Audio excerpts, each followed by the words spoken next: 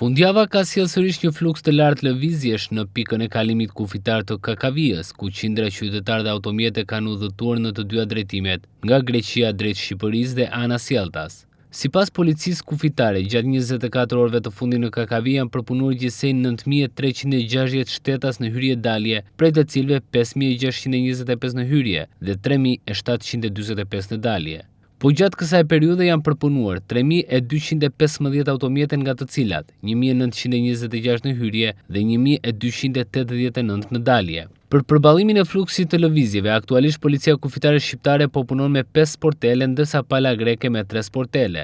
Pavarësisht numrit të lartë të udhëtarëve, gjatë paraditës së kësaj të diele nuk janë konstatuar radhpritje në territorin grek për automjetet që udhtojnë në drejtim të Shqipërisë. Fluksi pritet të vijojë gjatë gjithë javës.